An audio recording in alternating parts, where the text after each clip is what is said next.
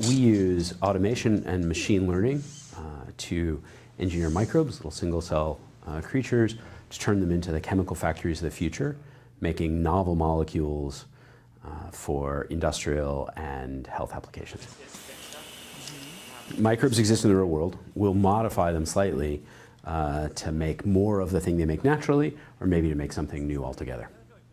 So it might be an adhesive that works inside the human body in a way that a glue that you might make conventionally can't. We can work to increase the effectiveness of crop protection agents, so herbicides, fungicides, those sorts of things.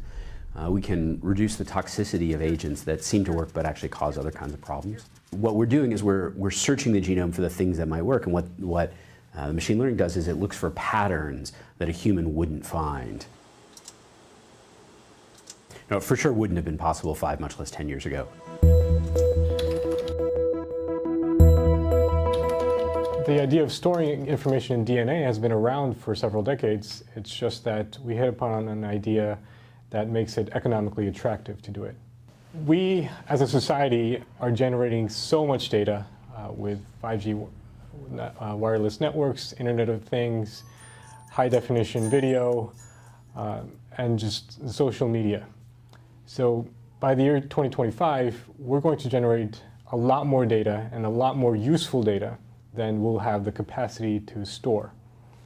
And so we are in need of a new medium that can be much more efficient than the current solutions. What we want to do with a new medium like DNA is decrease the footprint, environmental footprint, the physical footprint of data storage tremendously. So nature has had to store all of the genetic information in these really tiny cells in the form of DNA. So that really pushed for the selection of information density. So that's the amount of bits you can store in the same volume. DNA is actually just a biopolymer, meaning it's just a chemical material that we're using. It happens to be the material that stores genetic information when it's inside of your body, but it doesn't have to come from a cell. It can be chemically synthesized, just as plastics would be made. When we're manipulating, it's a liquid.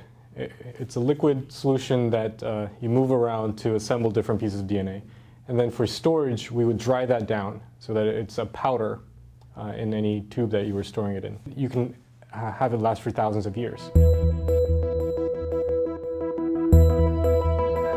So let's keep the theme going. What I'm interested in is cognitive neuroprosthetics. Can I literally jam something in your brain and make you smarter? How much you can think about, pay attention to, kind of mentally operate on at any given moment, we've actually found that we can increase that by about 15%. What you'd find is the kids with the greater working memory span might earn as much as a whole grade higher in school, 15 to 30% greater income throughout their lifetimes. There are groups and labs out there that have been able to show, for example, that in that funny hat kind, the non-invasive technologies, they can increase people's honesty. They can modulate your preferences for experiences, taking a bland movie and suddenly making it something that you loved and you want to go back and see again. In a world of increasing technology, this is one possibility to keep us ever relevant. Is to find the best of who we are and combine it with the best of what we can build.